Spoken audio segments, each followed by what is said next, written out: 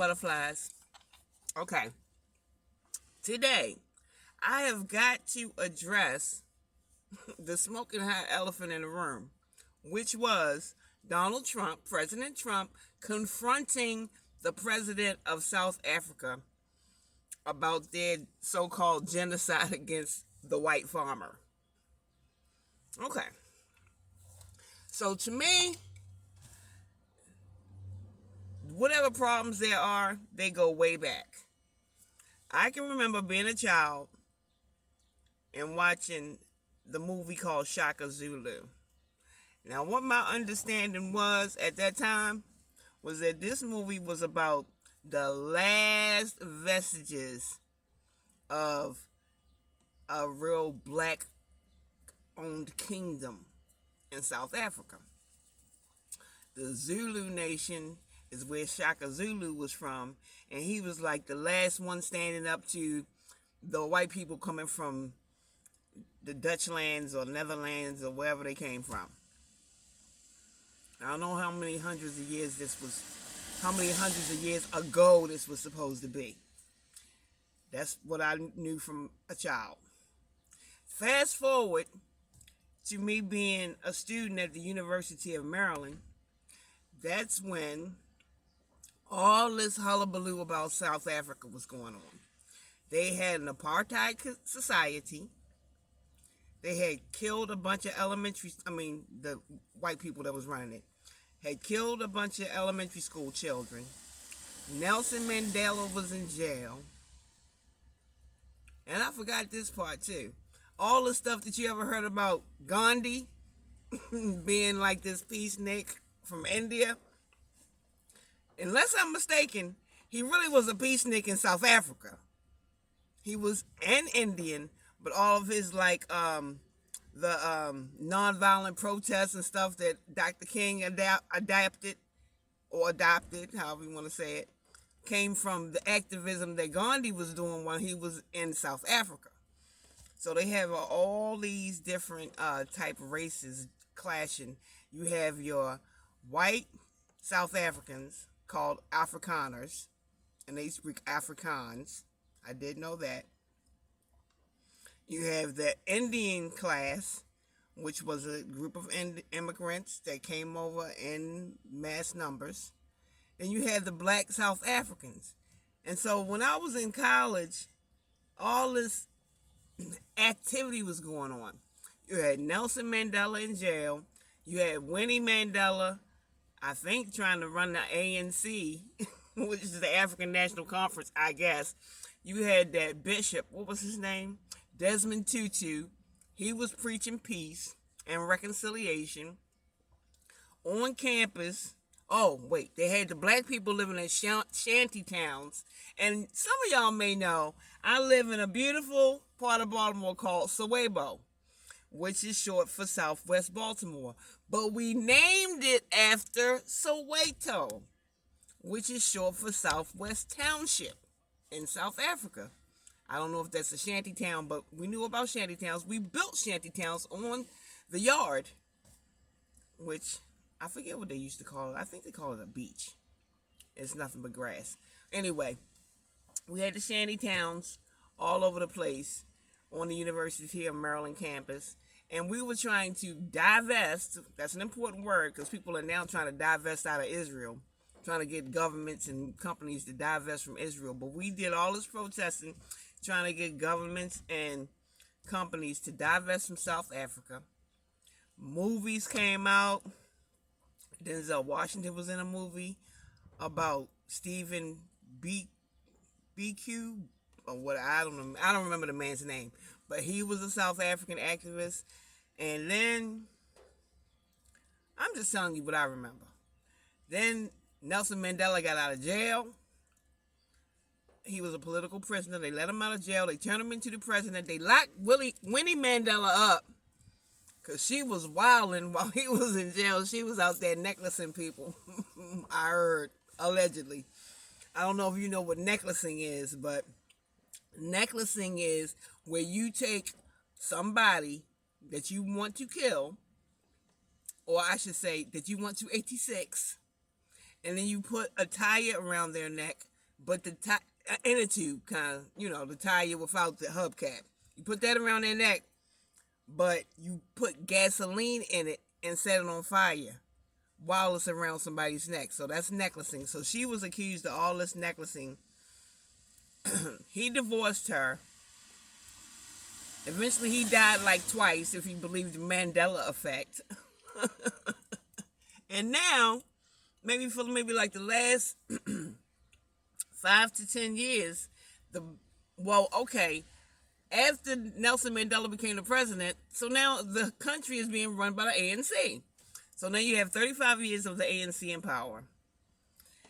And rumor has it they're running it into the hole. Especially as it regards these white farmers. Because as I have heard, and I don't know if this is true, so first of all, let me just say, South Africa is banging. I watch a lot of movies from South Africa. I had a lot of co-workers from South Africa. Every time I see something about Joburg, it's popping. Joburg is Johannesburg. So I'm like, okay, I thought South Africa really had it going on. They were number 1 in gold production only like 5 years ago. Now they're number 22. They have diamond mines that are being mismanaged. Gold mines that are being mismanaged. They're kicking these white farmers out, but South Africa has some of the best from what I'm hearing, some of the best farmland in sub-Saharan Africa. Their farmland is so good, and these farmers were so good that they were supplying food for a lot of different countries. Countries that don't have the same kind of farmland that they have. They kicking these farmers out. They've been there 300 or 400 years, and they the ones that know how to do the farming. Like the black Africans, or what have you, that are kicking them out and killing them, supposedly, allegedly. They don't know how to do the farming. So South Africa's GDP is just sinking. They got allegedly, they got the number 1 murder rate on the continent, the number 1 rape rate on the continent, and their GDP is just sinking. So as you might know, Donald Trump let 59 South African white Afrikaners come here maybe like last week, and it's been a big uproar because he's deporting every damn body else and letting these people in, but there's only 60 of them anyway. They're coming over here, or they want to come over here because they say they're being genocided. I don't know if that's true or not, but there's a lot of talk like, kill the white farmer. I did see a man doing a speech like that, and it was crowded. Anyway, Donald Trump let these people in, then he invited the president of South Africa to come here. And that man did nothing. Their president, he did nothing but deny. It's not happening. We're not doing it. Da-da-da-da-da-da. And then he had brought some people with him. So the guy who's his Secretary of Agriculture, if that's what you want to call it, his Secretary of Agriculture is a white guy. And he was like, well, it's happening, but it ain't us. It's a different party. Like a party that's not in power, and a minority party. But I was like, I don't really know what difference does that make? If it's happening, it's happening. And if you are in the majority, you should be in charge. If you're in charge, put a stop to it. And if you can't put a stop to it, then you ain't in charge. And to a certain extent, I see the irony, because the Democrats over here be doing some wild and crazy stuff, and really Donald Trump and the Republicans can't put a stop to it because I don't know why, but this is it. We can't stop them just like they can't stop us. It's just a matter of whose policies are really going to win the day in a true republic. Some call it a democracy. But who are the people going to support? So far in our country right now, it appears that the majority of the people are supporting the Common Sense Party, also known as MAGA, Make America Great Again. I don't know what the Democrats and Republicans are going to do, but I'm on the MAGA team. But that's exactly the excuse they're using over in South Africa. They're saying this is not our party, this is the other party, this is a minority party that's behaving this way. Well, with all that deniability, plausible deniability, Donald Trump whipped out some videos and played a couple movies of some atrocities and some testimonies of atrocities, really anecdotal stories of atrocities. He pulled out some newspaper articles. He brought some witnesses. Some of his golfing buddies have fled South Africa, and they're like, listen, my brother's still over there. I'm here to tell you, we keep an electric fence up, and we don't go outside that electric fence, and if we do, we know we might not come back. So, I don't know. All I know was I was impressed. Our president literally bossed up on another president to say, you got to stop the killing in your country. I didn't hear the or else. I don't know if there was an or else. Because somebody in the press corps asked Donald Trump, what are you going to do about it? He was like, I don't know what to do. First thing I'm going to do is I'm going to invite this motherfucker over here to talk about it. I'm going to show him what I know and see what he got to say. Other than that, I don't know what I'm supposed to do. So, I guess this begs the question, what do I think should be done? You ever hear about that thing over in Israel with Palestine and people start talking about the two-state solution? I think that's what should happen. And I really should be careful because the same thing can happen over here. We are the United States of America and we really should try to stay united.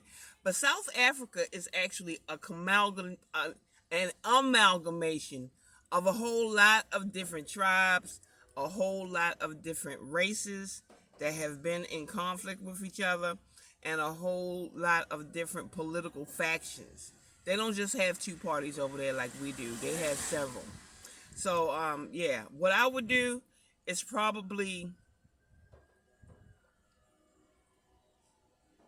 I don't know.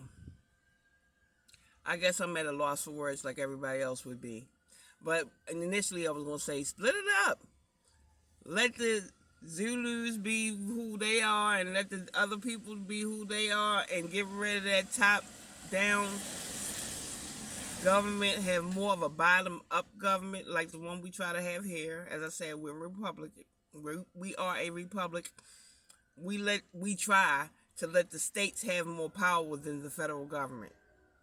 So, I really don't know what the solution is. But I do think it's unfair to say the whites of today should have to suffer for what the whites of 150 years ago did, or even 50 years ago. Or how old was I when I was in college and Nelson Mandela was in jail? I'm 57 now. I went to college from 86 to 90. So let's say this is 87. If anybody could tell me how old I was in 1987, well, I'm born in 68, so 68 to 78. 78 to 88. So I was 20. I was in my early 20s. Now I'm in my 50s. So let's say for the last 35 years, things have been going in a bad direction for South Africa. And I'm not blaming nobody. That Desmond Tutu, the bishop, he had the Truth and Reconciliation Commission, which appeared to be successful, but it put the power in the hands of some people who kind of sort of might not have known what they was doing. Because South Africa is in trouble. One of Donald Trump's friends, a golfer that's a South African that lives here now, the one that said his brothers still have a farm there, he was basically begging Donald Trump. He was like, yo, South Africa's in trouble. We have a porous border. We have a serious problem with illegal migration, I should say. He said the murder rate, the rape rate, the street violence, the out-of-control rampant racism, the racist laws they put in place, like kind of sort of like a reverse Jim Crow situation. He was like, all these white farmers leaving is leaving our land fallow. Nobody knows how to grow the food anymore. And without the food, we all gonna die. Not just South Africa, but all the countries that rely on us for food. I mean, he was literally begging. He was like, we need help. I don't know what they're gonna do.